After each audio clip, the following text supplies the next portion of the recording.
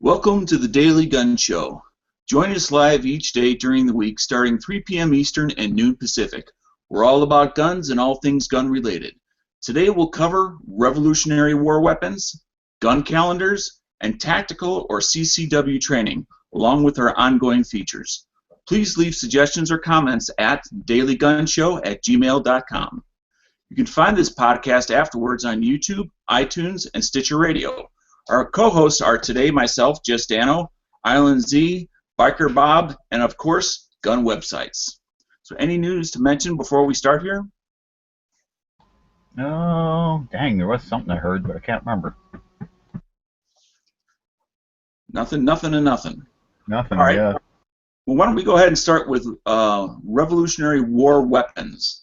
It was certainly an infantry war, but it was also much more than that. Absolutely. Well, infantry war, naval war. Marine. Well, Marines were on the what do you call it? The merchant vessels. Right. Before they were on the American Navy vessels. That's to combat piracy and whatnot. Economic war. Well, no taxation without representation, my friend. Yep, and as well, there was partial blockades and full blockades during the war, of course. So if we're going to talk about arms, you know, everybody's got two, at least at the beginning. Good point. But as an overall thing, you know, the British, they had the Brown Bess and the British Sea Service pistol, and the French had the Charleville musket. The Spanish had the Model 1752, which is a muzzle-loaded service musket. We, the Americans, of course, had the Kentucky rifle, which is also known as the Deckard rifle, the long rifle, and the Pennsylvania rifle. Mm-hmm. But there were definitely other arms involved. Dano was just talking about the Marines. The Continental Marine Corps served aboard American ships of the line or armed merchant vessels where their services required. They used a shorter British or French musket, a carbine, that was specially fitted with brass and with a tin barrel and lock to prevent sea and salt corrosion. One thing I'd like to throw in there, you had already mentioned the Brown Bess, but I just want to add a little bit to it. Although it was a British weapon, it was used heavily by the American colonists because it was already here. Anything that could be stolen, found on the battlefield, etc., was fair game for the Americans to take and use against the British. Yeah, and a lot of colonials were British supporters, regulars and support. Yeah, and then once they had to choose up sides, they chose the freedom side rather than the king. And yeah, he was a dick, but well, in that Charleville, the French one, once the French supplies started getting through the blockades, that was another one that we kind of had a lot of. You know, was a regular, right? Because they were, you know, of course, our allies at the time.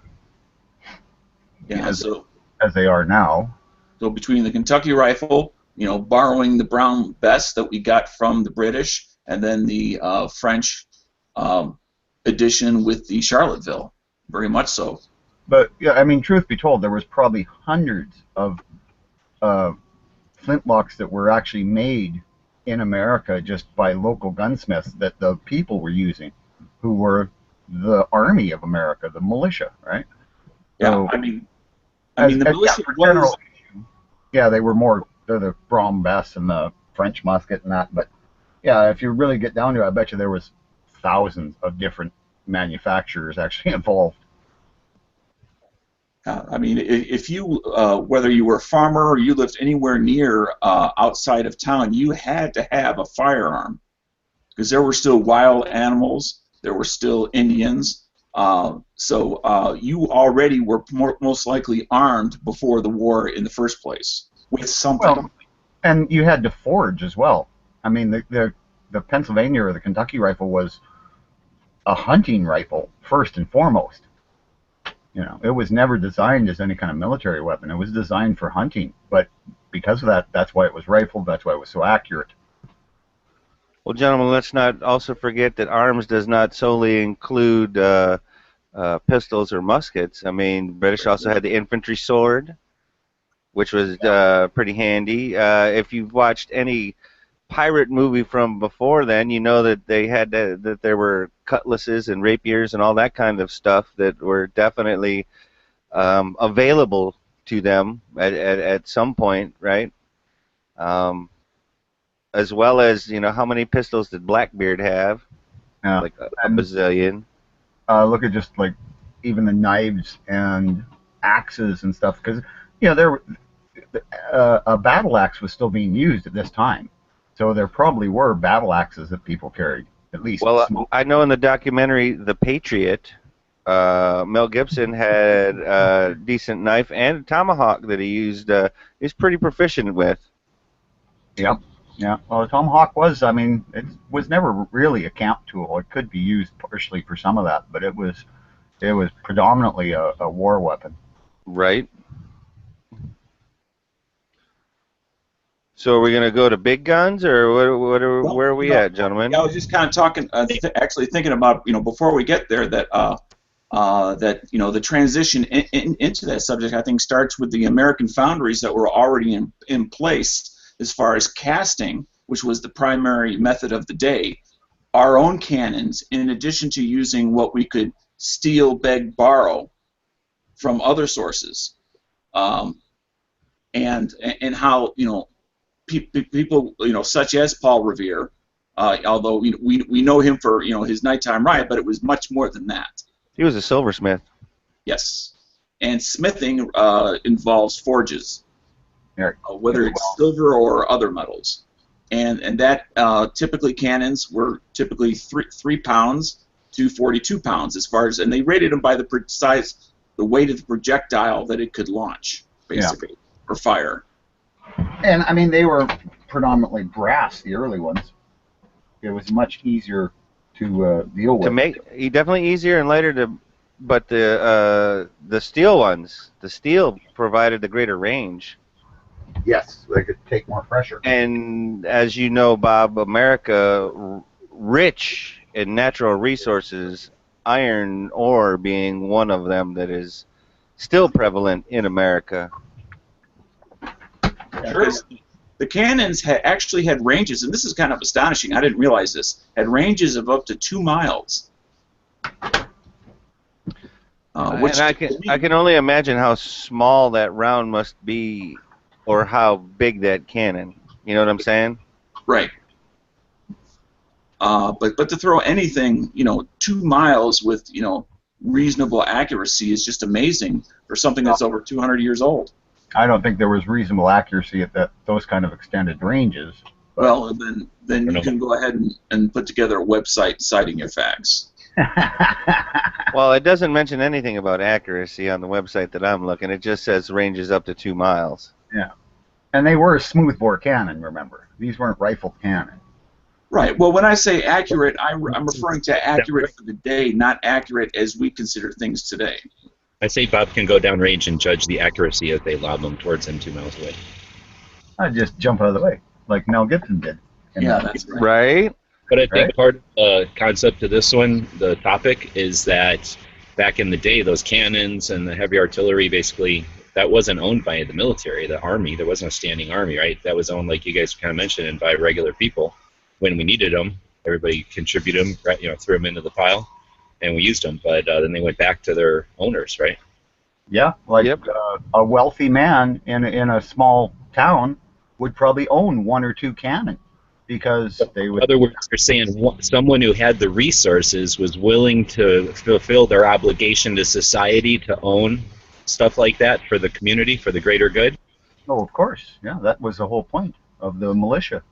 Yep. So private citizens own to clarify the fact that they're rich. Who cares? They have the means, and they had the wherewithal, and they lived up to their perceived responsibility to the community. So, I mean, I think you could be of lower means and still decide to, you know, prioritize your capital to have something like that. Especially if you owned a farm or something like we saw the movie The Patriot.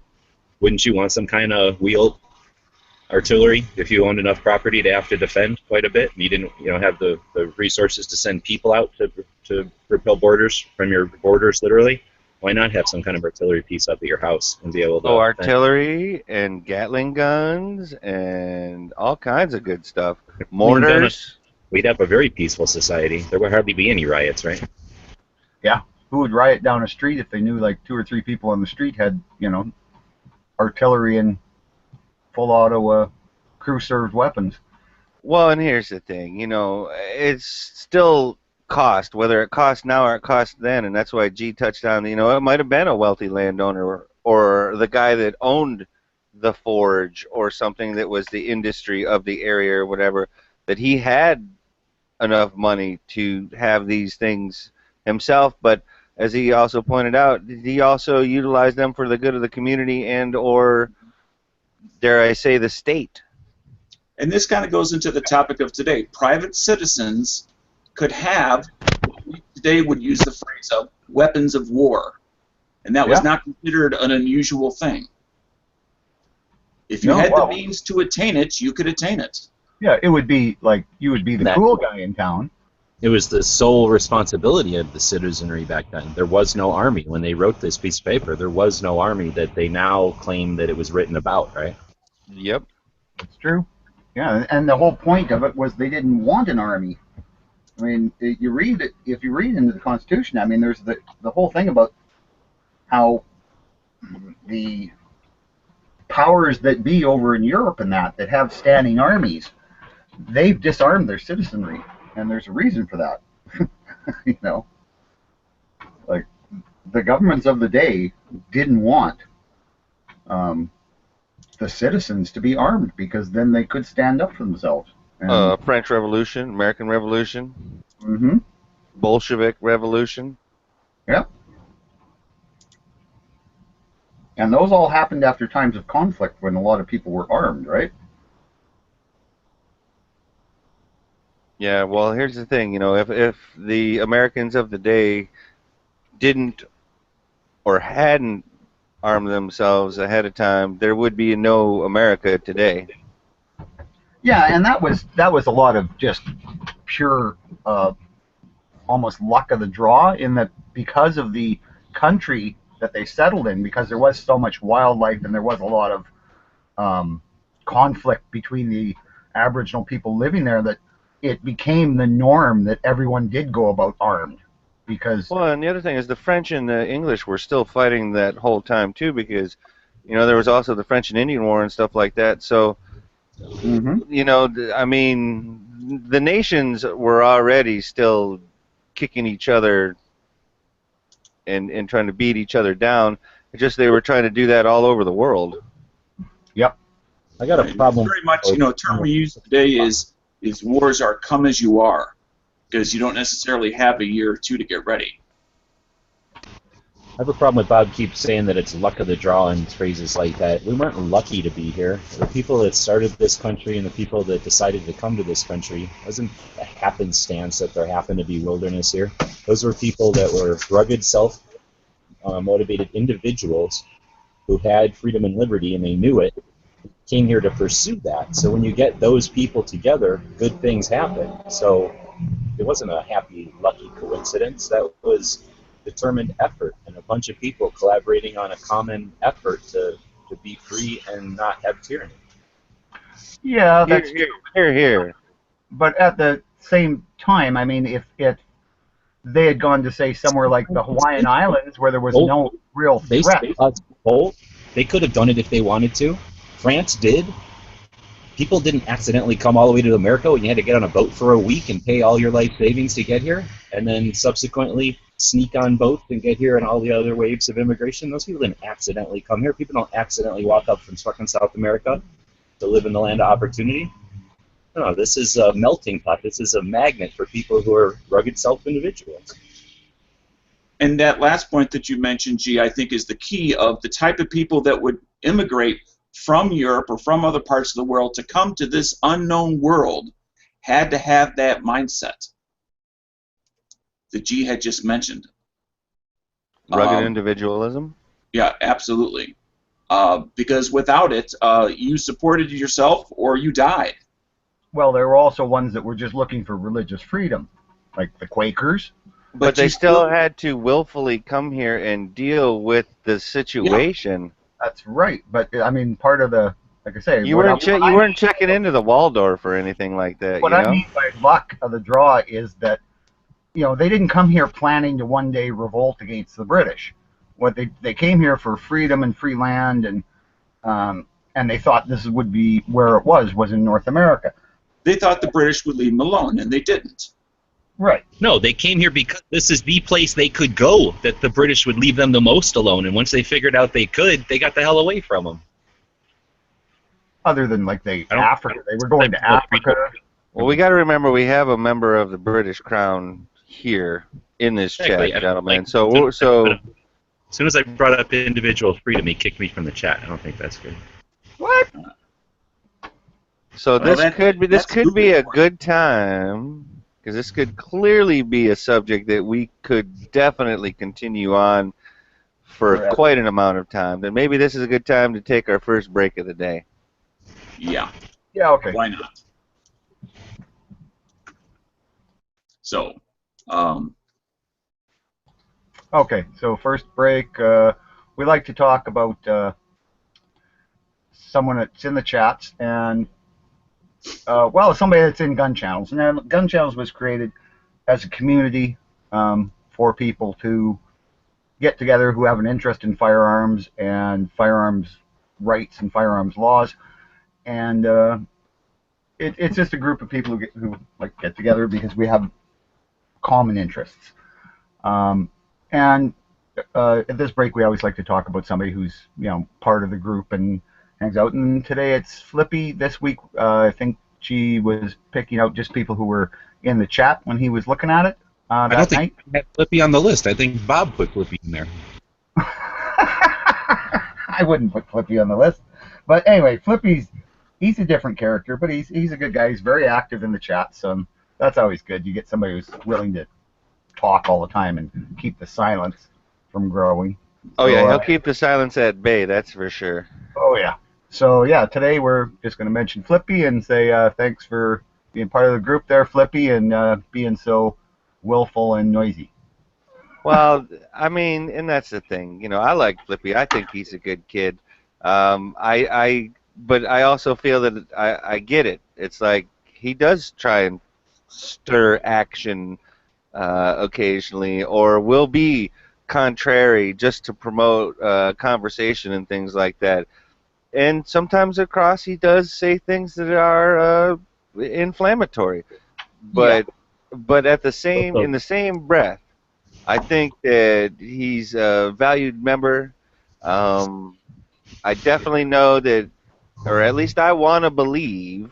I want to believe that some of the things that he says is just really to provoke thought. That is what I certainly hope, and I hope you're right on that, because then I'm all behind you. Well, Dano, I know sometimes that he probably makes you pull your hair out, and sometimes that is downright funny. But on the other hand, I understand that, you know, yanking yanking a chain is not always the best way to get your point across. But I'll give him credit for he plants himself in the chats, and that's what we need. So sure, he gets on people's nerves occasionally, but you got to look at it as the number of hours he participates versus number of hours of starting shit. But like you say, he plays devil's advocate like we'll do and DB will do. Just sometimes, you know, keep the conversation going. Because if we just all sit around going, yeah, we agree, yeah, that's right, then what are we really accomplishing? We're just, you know, nothing. Exactly. So I like that he gets in there. He's one of the guys. There's quite a few of them. He's not the only one by far, but he's one of the more active guys that'll jump in the chat and hang out, so that when another person jumps in, there's somebody to talk to, and that's what really keeps the late night conversations alive. So that when the night crew gets in, there's conversation going, and again, I appreciate that for the overall health of the system, I guess you could say, having people that kind of plant themselves in the chat. He and Tony does that quite a bit. Pink, of course, because he's running them. He's in there quite often. And then Wayne, you know, some of these other guys that'll just hang out and be there available. I imagine it's like Flippy's a lot like me. I'm assuming he does computer work and stuff, so it's easy to have the window open so that when people come around, he can participate a bit and get the conversation started. So. Well, another perspective that he does bring to the chats is I'm not saying we're all old, salty, and crusty or everything like that, but Flippy being in his mid-20s or whatever definitely brings a different perspective on things. Oh, I thought he was like 14. Well, I thought he was at least old enough to vote and/or own firearms, so I was assuming, I guess, that he was slightly older than that. Well, we don't know. It might all be airsoft. 14. But anyway, so what's our next topic then?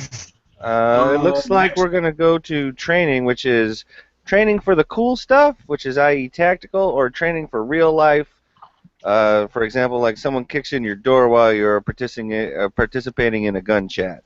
So it's not necessarily CCW. It's like the cool stuff, room clearing, that kind of stuff. I want to add self-defense. At home, in the parking lot, at work, in the store. In the store or in the parking lot? Just as examples. I just want to add that I don't want to leave it at just tactical stuff. I mean, tactical stuff is one thing, but single action shooting, isn't that cool stuff? You're going to apply single action revolvers in real life. Let's talk about long range marksmanship, 1,000 yards plus. Is there a situation in day-to-day life where we're going to shoot 1,000 yards, for defense? So there's other types of training you can take besides just the tactical. I think maybe you can divide it fun training versus practical training, and maybe that's not a good division, but yeah, I don't think so, because the guy that trains for single action sports shooter or whatever, like, fun, but it's still practical, especially if that's the firearm that they have to use. Well, I think anything guns still going to be practical because you're still developing your overall skills. But I'm just saying, as far as specific training, maybe specific training for sports shooting, like IPSC or IDPA, where they're specifically working on mental something or planning stages or setting equipment so that it can be used as quickly as possible. Like I said, there's lots of ways you can enhance your skills for fun or for cool, and they're all going to apply, I think, to some extent to practical. But I guess, I don't know what the topic would be if we're going to say, do we start saying 40% for this and 60% for that, or 50-50, or do we say dollars, or do we say every other class for fun, or how would we? Well, anybody's going to choose what they want to do, right? I mean, right. It's your individual choice. Maybe they had individual choice before watching our podcast, but I thought we're here to instruct them on what exactly to do. Oh, well, so in that case, and I like what Dr. No says out in the chat. When Dr. No says out there, he's like, oh, legal training, psychological training, medical training. If we want to talk practical training, all three of those are pretty practical. Yeah, I would say, if you're looking at it that way, take your first pistol class, maybe Masad Ayub or French or tactical response fight, what they call it, fighting pistol. But I would consider really the tactical response medical, what is it called, immediate action medical. I've taken that one, and I can tell you I'm an EMT back in the day. I was nationally registered EMT. I never worked as an EMT, but I got nationally registered so that I could work. And then, so I've not kept up on that, but I got to the level where I was an EMT, and then taken medical training ever since I was a kid in scouts and for hunting and stuff. I just always enjoyed the medical side of it. And then throughout the years, I go with a rule where if you can't remember your last first aid instructor's name, then it's time for you to take another course. So every few years or so, I try to find a course, even if it's something as simple as first aid or Red Cross immediate responder or something like that, just because they change for CPR and stuff around once in a while, just to stay fresh and to stay credentialed. But with all the medical training I've taken, that tactical response immediate action medical is the same way their pistol class is. It might. So I could understand someone could consider it too advanced for a basic class, but some people say that about their pistol too.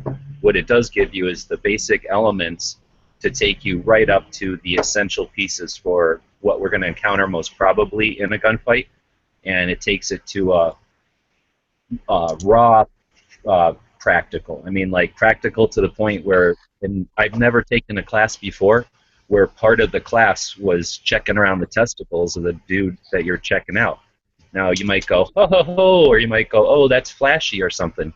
But if you seriously care about your own children or your best battle buddy, your friend, your parents, even just some stranger on the street, if you don't have the ability to check their fucking testicles and all up in their ass crack or all kinds of places that are, I guess, you know, on the surface, places that we're not going to normally do, that's the kind of box that you got to get your ass out of in order to truly check for a wound. When we're talking about a gunfight, we're going from zero to the most stress we can encounter. You're not necessarily going to know you were shot. We hear stories about that all the time, and in movies, they love to have you get shot in the arm or the shoulder or someplace easy to deal with. But in real life, those ones that kill you are in your gut or up in your abdomen and in your pelvis and shit. And when you got somebody on the ground who can't give you a reflex, tell you that this hurts or I feel weird here, if you're not doing an actual pat down, like a real life paramedic, I care about the life of this person pat down, then you're playing with yourself. You're just fooling yourself. If you just bought a tourniquet and stuck it on your gear, you might as well just bought a gun and put it in the safe. So I think that's a great point, Noda, that the medical is basically, we're talking about devices that put holes in people intentionally or potentially accidentally. That kind of knowledge is important, is critical. And, I could be driving down the road and have a pipe come through and pierce this dog somewhere, and I'm going to need the same exact triage skills to stop that dog from bleeding out, or somebody sitting in the passenger seat, or my shoulder, or whatever. I can actually, work on. Those same kind of skills apply to any kind of perforation or puncture. Yeah, well, I'm a proponent of taking first aid. I've taken first aid every couple of years. Through my work originally, and actually I'm just about due for another course. But yeah, I think it's really important, and yeah, that's the kind of thing that a lot of people don't think about, I think. Well, I've taken a bunch of first aid as well, but I'm not going to say that first aid is going to be the same as the immediate action medical and or the EMT stuff. I mean, there's base levels, because first aid is basically you are only in action until the first responder gets there for first aid. I mean, yeah, and literally you're rendering aid. That's all you're doing for the most part. You're trying to stabilize until they can get to a hospital or some better medical. But in any kind of situation. But anything is better than nothing. I will definitely agree with you on that, Bob. That yeah, exactly. You should have definitely all should know first aid. Right. Like even second or third level courses are going to teach you how to control bleeding, whether it's from impalement on machinery or getting pieces severed off you, or that's covered in the higher, or at least the stuff I've had covers it. If you're a specific course for the Red Cross and go to a wilderness first responder, they're going to teach you stuff that's how to control and then stabilize a little bit more than like you guys are saying with your typical first aid. It's like keep the guy alive for 10 minutes till the ambulance gets there. They have one called Wilderness First Responder, which is attainable. You have to take their first aid class first, I think, to get the prerequisite. But then it takes you on to how to stabilize somebody, how to transport people when you're out, farther away. And then, more importantly, how to diagnose or triage so that you know when it's okay to splint and transport as opposed to get on a horn and get a helicopter out there, which is available pretty much everywhere in the United States when necessary, right? But super costly. So knowing when to safely... Oh, we have helicopter rescue all the time out here. But, I mean, that's also due to the landscape. Well, I'd say a lot of that has to do with Thomas always getting himself into trouble and then calling on TC. Well, yeah. Well, when somebody falls off the side of a cliff, yeah, usually they're actually going to utilize the chopper to be able to get them back out, or the waterfall, or whatnot. Could you train a bunch of porpoises to just patrol around and keep people afloat? Take them back in? It would actually take too long for So if can I that were to try to happen. steer this back to tactical versus or in addition to CCW? And what was your original intent with the question? Gee. Like always, I don't have an intent. I just write down what people suggest and then we riff on it. Oh, you intended something, mister. Really, Don't- I just thought neat topic. I just don't know what you intended, that's all. All right. All right. Well, then, Well, what do you got to say about it, Dano? Well, I at the beginning, I was going with, I thought that the question was tactical training versus CCW as far as are both practical, are both, and which should you have first or second? Well, what is your opinion of that, then? Depending on where you live and your circumstances, and it's going to vary, but I would think if it's CCW, I think if you live in an area where you have a lot of people, then that's going to be where you're going to start. If you live in a very rural area where there's not that many people, then maybe a rifle one might be the place you start. Okay. Not being in a CCW area at all and not really having that many tactical class options, I would need to travel for either. Part of me would want to get the CCW first, and then whether it's the fight or a Masada Yub class, or I think those would be first. Definitely try and squeeze one of those medical action classes like he's talking, either with tactical response or Patriot Nurse or whoever. And then, man, I still want to take a rifle class with Clint Smith. Actually, I want to take several rifle classes with Clint Smith. But, and would you, or how we were talking earlier about you want to call those fun or not fun, I still think that they're very practical to be able to hit what you're shooting at distance. So, in reference to Clint Smith's class at Thunder Ranch.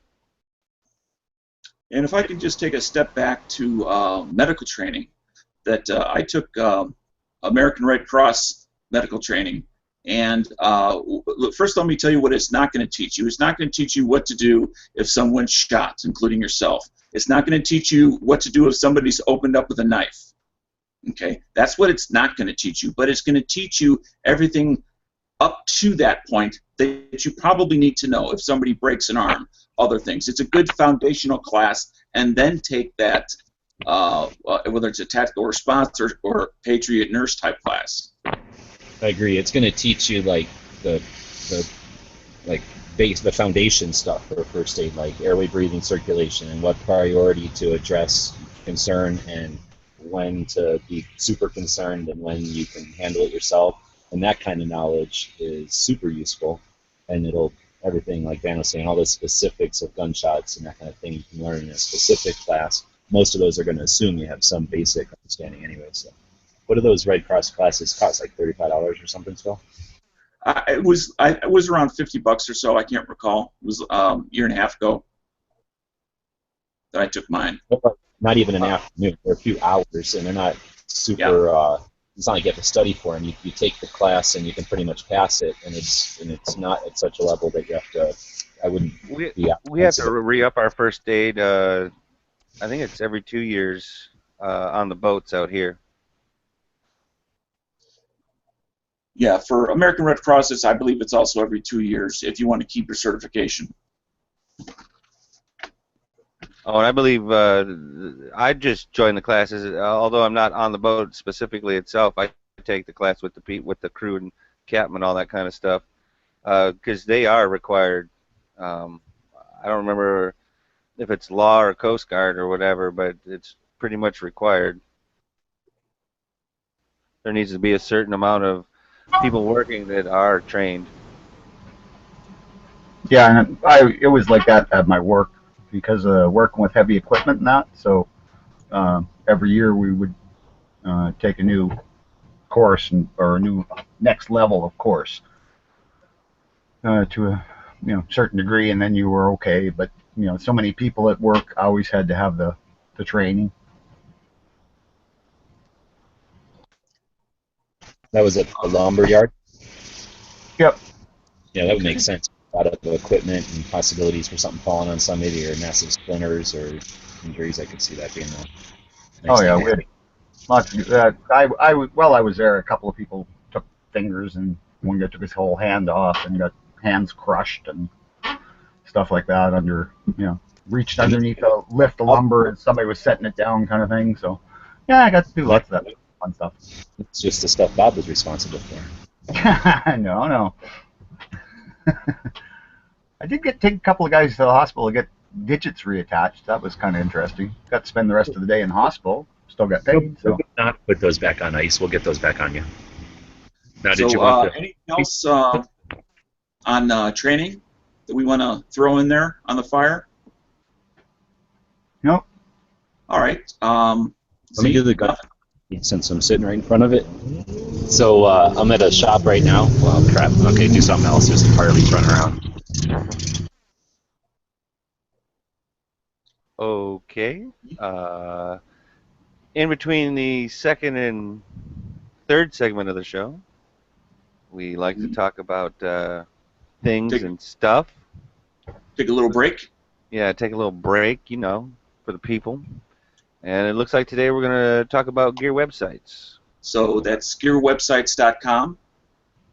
And if you happen to go over there, you'll find a way to not only support us and support GWebs, but also get a little something for yourself from which is nice.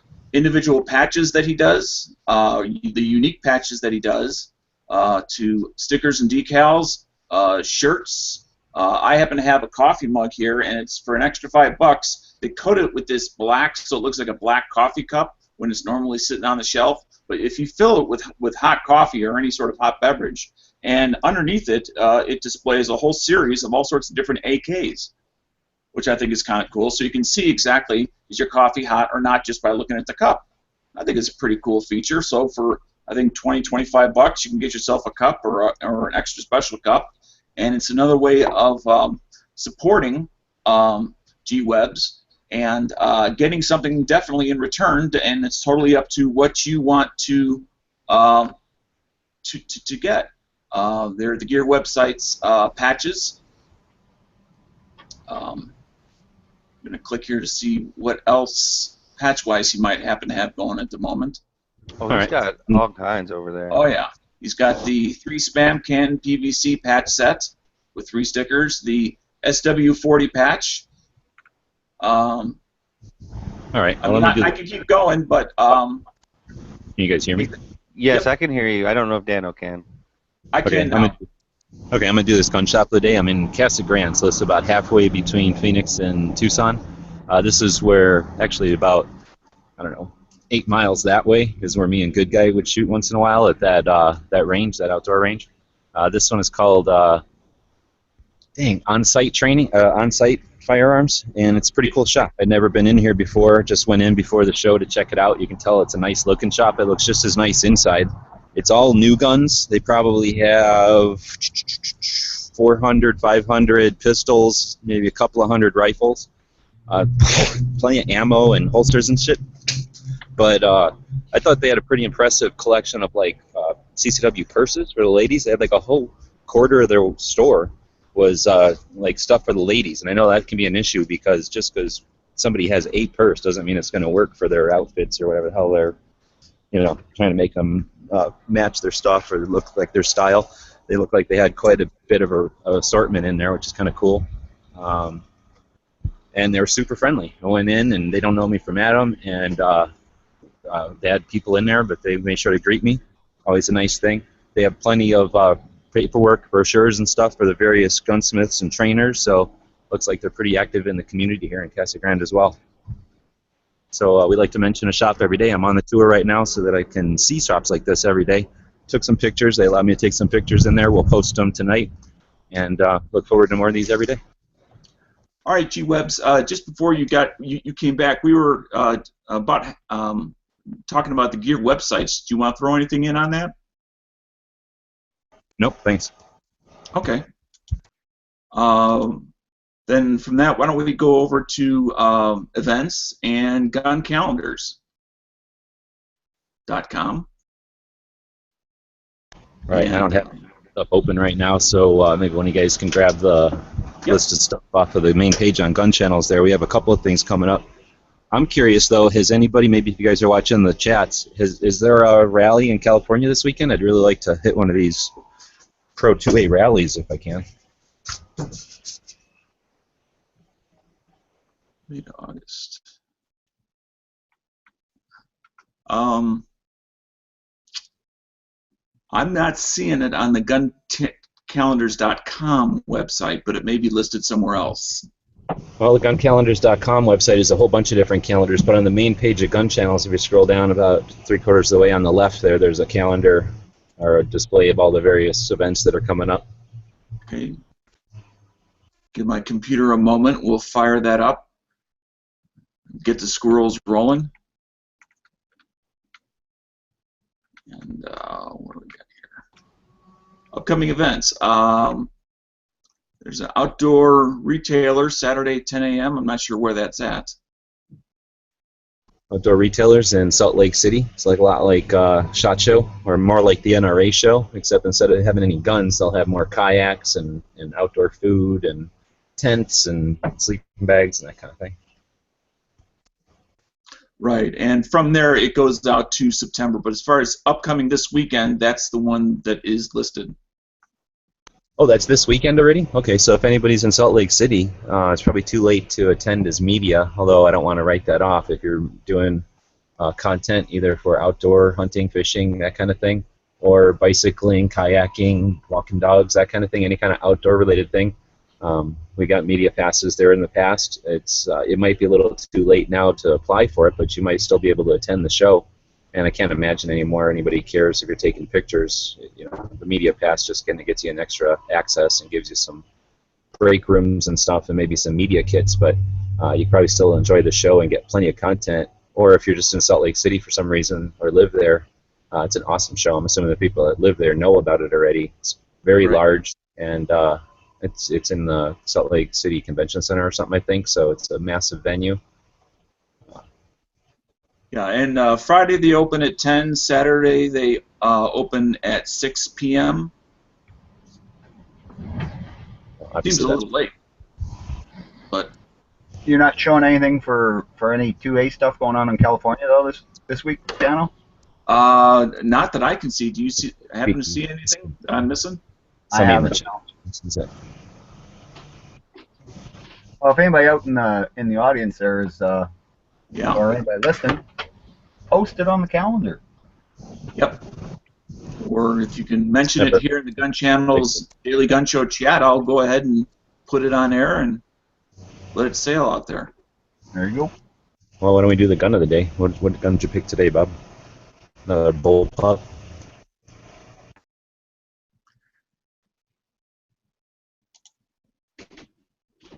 Let's see. Today we have the SA-80, but the A2, not the A1. The A2. That's their newest version of the SA-80. That's the British bullpup military rifle.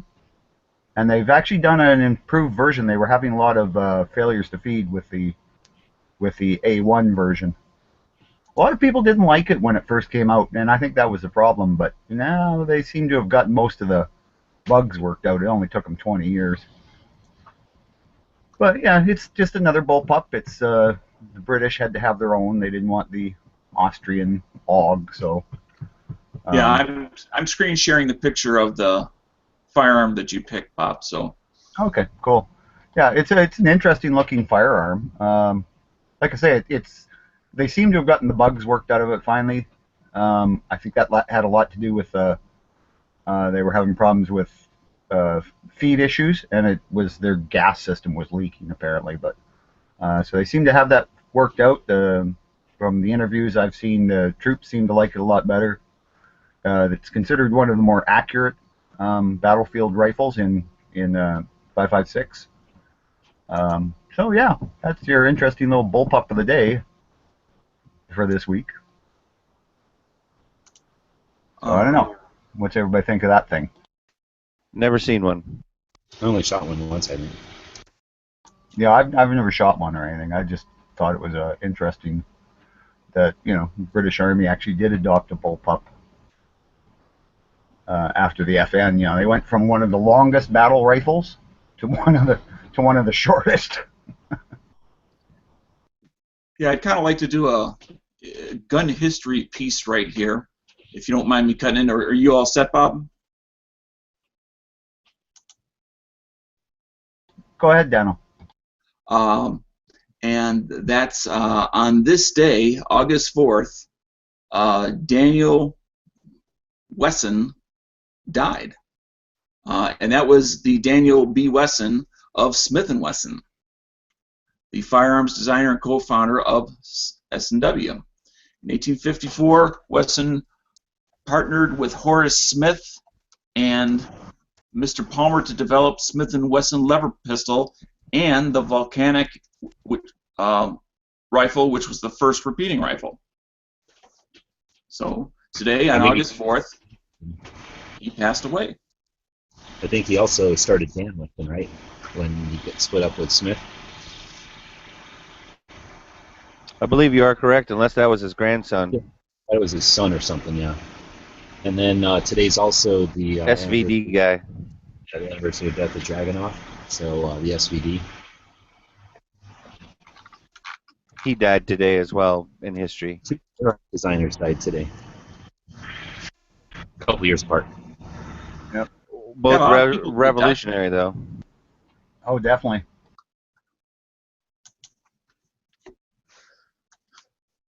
So I'm going to go ahead and get some.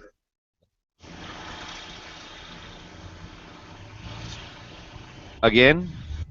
Anybody, what's the healthy tip today? Healthy tip? Yeah. Quit smoking. Oh, crap. Focus on the long term. Set a goal to walk to. And then actually, I started the oatmeal today. Start eating almond.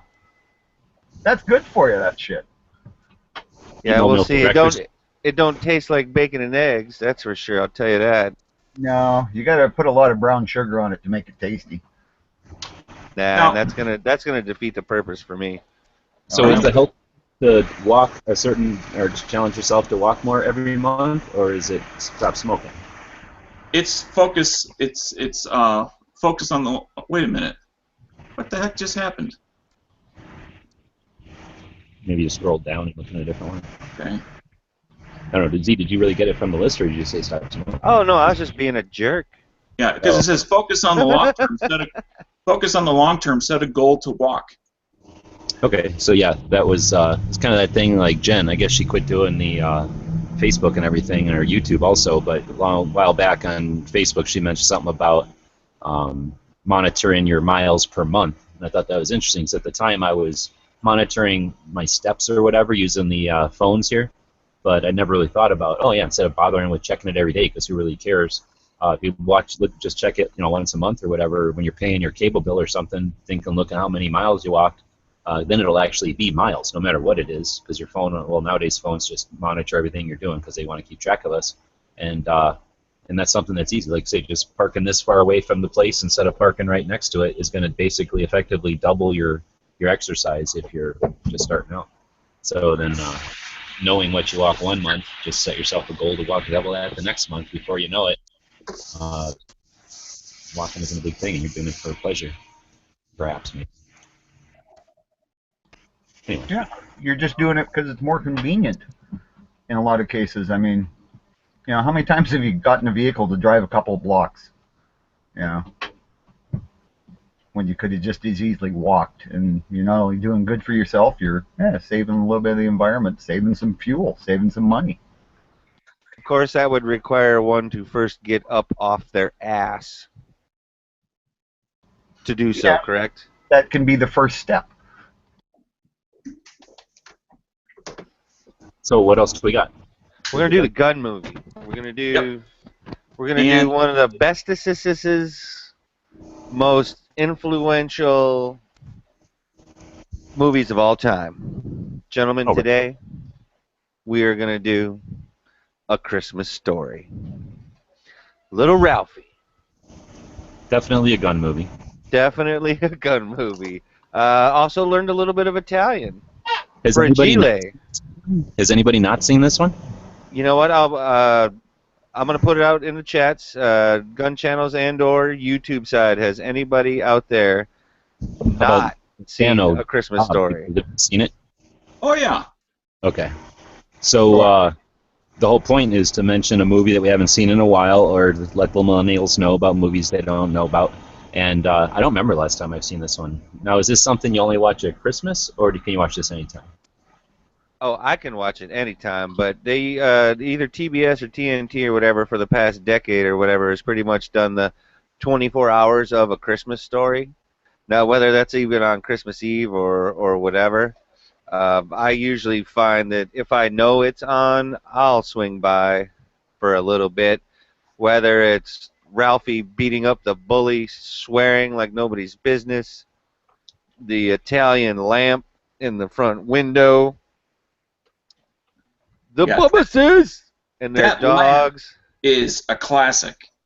But mostly, you'll shoot your eye out, kid. That I usually got to hear that at least once a year. Yep. Yeah. For sure. Because we all heard it in one variation or another of that same sort of thing. Oh yeah. Whether it's don't throw something at your brother or whatever. Put that stick down. Yeah. Throwing a snowball at somebody, you can knock their eye out. Well, there was a lesson to be learned, gentlemen, and that was don't angle the metal that you're shooting at like that. Yeah. You got the ricochet, right? Yep. Or at least some form of that. And never leave the back door open when the dogs are around and you got the turkey. Don't ever do that. But has anybody else always wanted one of those lamps? You know, you can buy those actually. I was on a website yesterday where they had those for sale, but they had varying ones. So like they had the ones like that, but then you could have, say, a different costume on the leg. Oh yeah, but I'd want the classic. Oh right. Because you're classy, like that. How much? Are they super expensive? The ones I saw, I mean, it's internet lamp prices, so I mean, not cheap, but not like $200-300 or nothing. I don't think I'd want a full size one, but like a third scale or something would be kind of cool. Nice for the desk. Now, anybody on the panel? This is not the tactical quiz, but what did Ralphie want? Good question. Oh, come on. Come on. You guys suck. I've seen the memes. Who wanted a Red Ryder? How many people own the Red Ryder? I did not. I owned a Daisy. I had a Red Ryder. I had my dad's Red Ryder. What was in the stock? Well, he broke the stock, so it was just a piece of wood. No, Ralphie. Well, he had the one with the compass and whatnot, right? Boom. Thank you very much. I'm probably answering the quiz for everybody. Are we even doing a quiz today? We're doing a quiz. Yes, we're doing a quiz. We're just trying to relive some of this. I mean, gentlemen, do you give it a thumbs up? Do you give it a recommendation? Where are you at with A Christmas Story? Could be my Christmas movie. Could be. Yeah, that's my favorite Christmas movie, I would say. If it absolutely has that throwback to when you first wanted something more than you could possibly describe in words as a kid. So, Dano, is that a referral, or I couldn't quite tell? Okay, yes. I definitely give it 2 thumbs up. I give it a you must watch this movie. You are not required to like it, however, afterwards, but you must watch it at least once. Usually during the holiday season is better. And if you got a kid, don't be a deadbeat parent and sit down and watch the gol dang movie with the kid. Because that's one of those movies where you can bond and it can change people's lives. And that's all I got to say about that. For the rest of time, you'll have those, like you say, shoot your eye out, kid. That kind of stuff you'll have forever. Okay. Anything more before I do my obligatory duties? Go right on ahead, Dano. We're good.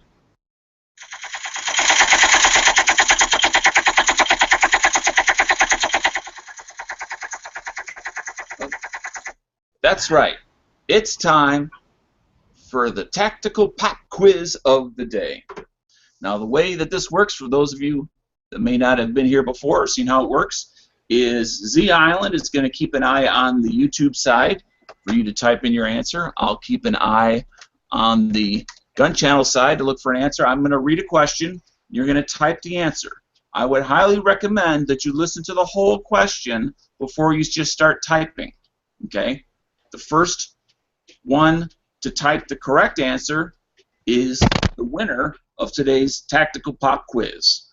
So, without any further ado, let me turn over to the question of the day. My computer's wheels turn a little bit. Ding, ding, ding, ding, ding, ding, ding, ding. Okay. If you take the total number of rounds in a Smith 686 and add it to the total number of rounds in an original 1911 magazine and compare it to a Beretta 93R magazine, which contains more rounds? Yeah. So, chamber, right? Just magazines here?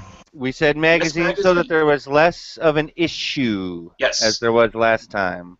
So what's the math problem here?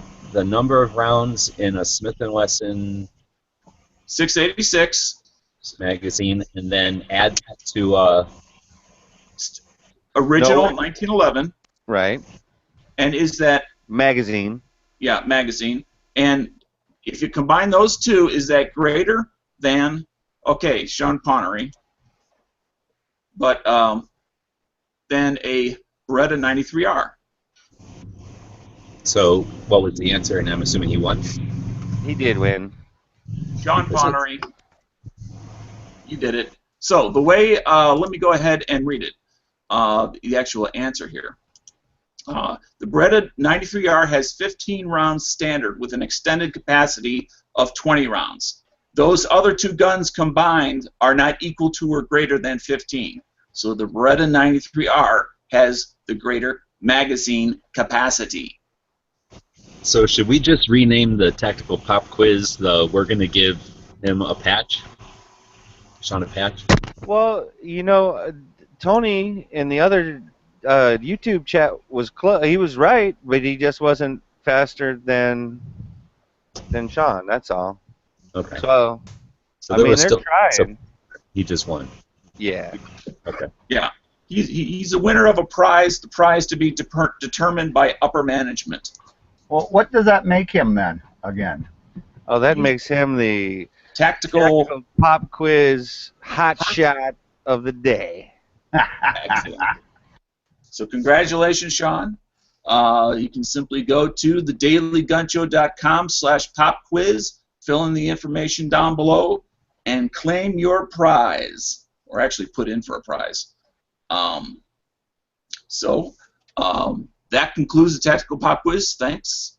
And next, let's see, what do we have next here? Let me get my computer to switch over tabs here. Trying to think. We did our gun shop. It's done. Did that. Am I missing anything? I think we got gun channels tonight. Yeah, that's kind of my outgoing tag, is what I was told, to try to translate it over to that. We can do that, but I want to make sure that nobody else had anything before I did that. I want to throw something out there. I want to thank everybody again for their participation in Gun Channels when we built that place. We didn't have any idea what it was going to turn into. It's obviously become a pretty good community.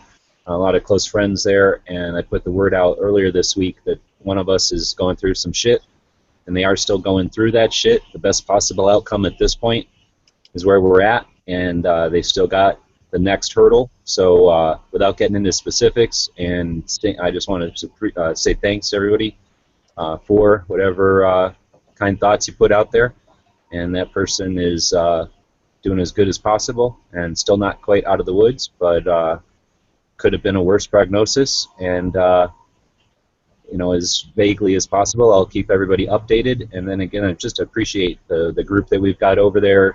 We kind of feature one member a day, but I don't know, there's no way to really get across the camaraderie and the group that we've got there. So I just want to put a thank you out there again to everybody who participates over there. And obviously there's people that are participating in part of it that aren't necessarily vocal or texting every day. And we want to make sure to say thanks to those people as well, because obviously it's all of that that contributes to what we've got going on. And again, our goal isn't to be the biggest, just the coolest, and I think we're accomplishing that times 10. So thanks everybody for all of that. And again, continue to give their good wishes out to all of us. We all are having our own problems, but one of us particularly is in the midst of some shit, and just nice to know that we've got people out there who give a shit. So thanks for everybody. I'll see you tomorrow. Got each other's backs, eh? Yep. All right. Tonight on Gun Channels, we have Crash and Burn, and then shortly after that we have Tac Daddy. This week Yankee is off. He will be back next week, I assume. And that is Gun Channels tonight. Crash and Burn, then Tac Daddy. I think you might have those backwards. I think Tac starts a little earlier, and then they kind of open up a bit. Okay. All right. So Bob? Yeah. Anybody else got anything? It's all you, Bob. All right. Just do another quote, and because we're talking about in gun history about the guns of the War of Independence, I thought it would be apropos to have another quote from one of the founding fathers. So this one's by Alexander Hamilton. The best we can hope for concerning the people at large is that they be properly armed. And I may have used that one before, but I think it's appropriate for what we're talking about. So I want to say again, thanks everybody for listening and watching, and we'll see you all tomorrow. Good night, everyone. Happy trails.